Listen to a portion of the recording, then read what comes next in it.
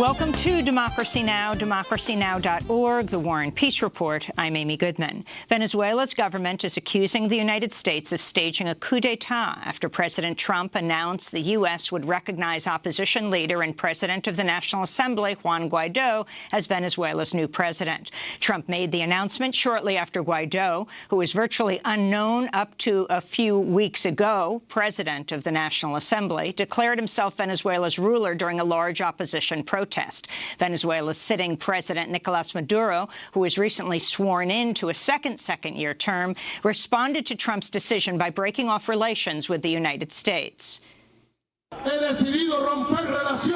have decided to break diplomatic and political relations with the imperialist government of the United States. Out of Venezuela they go. Enough interventionism. There is dignity here. Here, there are people to defend this land. Venezuelan President Maduro has ordered U.S. diplomatic personnel to leave Venezuela within 72 hours. The Trump administration says it will not comply with the order. The European Union and 11 Latin American countries have joined the U.S. in recognizing opposition leader Guaido as president. Russia, China, Turkey, Cuba, Mexico, and Bolivia are among other nations expressing support for Maduro. On Wednesday, President Trump implied the U.S. is ready to use military force to support Guaido and to oppose Maduro. An announcement about Venezuela today. Some administration officials told reporters on a conference call that all options are on the table. Are you considering a military option for Venezuela? We're not considering anything, but all options are on the table. Does that mean you're considering those? We're just all options, always. All options are on the table. All of this comes as Venezuela is facing a staggering economic crisis caused in part by falling oil prices and broad U.S. sanctions. We'll have more on the crisis unfolding in Venezuela after headlines. On Capitol Hill, the Senate's poised to take up two bills today that would end the partial government shutdown, the longest in U.S. history, now in its 34th day. One Senate bill would grant President Trump's demand for $5.7 billion in border wall funding.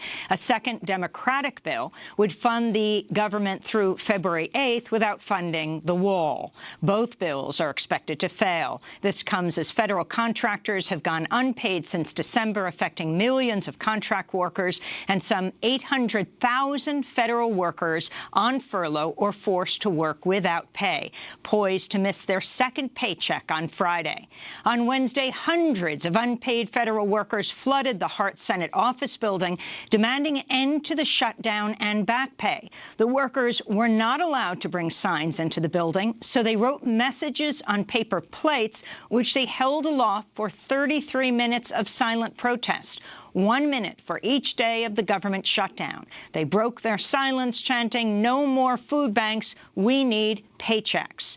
Meanwhile, aviation workers are warning the prolonged shutdown is leaving the airline industry prone to a major disaster.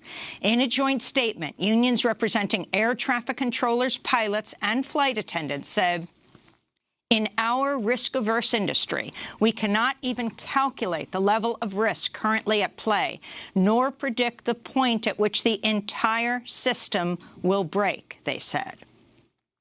President Trump said Wednesday he'll delay his State of the Union address until after the government shutdown ends, capping a day of brinksmanship with Nancy Pelosi that saw the House Speaker disinvite Trump from addressing a joint session of Congress. Pelosi says the shutdown has left the Secret Service and Department of Homeland Security starved for funds and unprepared to simultaneously protect all three branches of government under one roof. At the White House, President Trump responded angrily. Speech has been canceled by Nancy Pelosi because she doesn't want to hear the truth. She doesn't want the American public to hear what's going on. And she's afraid of the truth. And the super left Democrats, the radical Democrats, what's going on in that party is shocking. But President Trump has agreed to delay the State of the Union address until after the shutdown in a tweet. In New York City, a federal jury heard testimony Wednesday blaming the sons of Mexican drug kingpin Joaquin El Chapo Guzman for the murder of Mexican journalist Javier Valdez. Valdez died May of 2017 after he was dragged out of his car and shot 12 times less than a block from the office of the newspaper he co-founded in the Mexican state of Sinaloa. On Wednesday, a former lieutenant in the Sinaloa drug cartel testified at El Chapo's trial in Brooklyn that Valdez was murdered after he ignored death threats by El Chapo's sons against publishing an interview. In March 2017, after one of his colleagues was assassinated, Javier Valdez said, quote, "Let them kill us all. If that is the death sentence for reporting this hell, no to silence," he said. Valdez would be assassinated just 2 months later. In Brazil, the family of the newly inaugurated far-right President Jair Bolsonaro is facing a growing scandal after Brazil's biggest newspaper linked Bolsonaro's son, Flavio, to members of a notorious criminal syndicate known as the Crime Bureau. According to the paper, O Globo, President Bolsonaro's son, Flavio Bolsonaro, has long-standing ties to a pair of Rio de Janeiro police officers now working for the Crime Bureau. Flavio Bolsonaro even employed the wife and mother of one of the former officers as recently as last year. The two officers have been named suspects in the assassination of the prominent human rights and gay rights activist and city council member Marielle Franco, who was shot dead along with her driver in Rio de Janeiro in March. A state district court in Iowa has struck down the nation's most restrictive ban on abortion. The Iowa law banned abortions once a fetal heartbeat could be detected, something that typically happens just 6 weeks into a pregnancy and before many women even realize they're pregnant. The law was widely seen as an attempt to challenge the landmark 1973 Roe v. Wade ruling at the Supreme Court. Meanwhile, lawmakers here in New York State have approved a long-delayed bill protecting a woman's right to an abortion if Roe is overturned, eliminating abortions from New York's criminal code. President Trump's former attorney and fixer, Michael Cohen, said Wednesday he's indefinitely delayed plans to testify to the House Oversight Committee, citing attacks by President Trump. In a statement, a spokesperson said Cohen was postponing his Capitol Hill appearance due to ongoing threats against his family from President Trump and Mr. Rudy Giuliani as recently as this weekend, unquote. President Trump and his lawyer, Rudy Giuliani, have repeatedly publicly attacked Cohen and his father-in-law on Twitter and in TV appearances. This is Trump speaking January 12th on Fox News. He should give information maybe on his father-in-law, because that's the one that people want to look at, because where does that money? That's the money in the family. Trump's critics say the threats amount to witness tampering. California Democratic Congressmember Ted Lieu tweeted part of a U.S. statute declaring, quote, "Whoever knowingly uses intimidation, threatens, or attempts to do so with intent to influence, delay, or prevent the testimony of any person is guilty of a felony," unquote. Michael Cohen has been sentenced to 3 years in prison for tax evasion, bank fraud, campaign finance violations, and lying to Congress about his work on behalf of Donald Trump. Congressional leaders suggest they may subpoena Cohen to compel him to testify.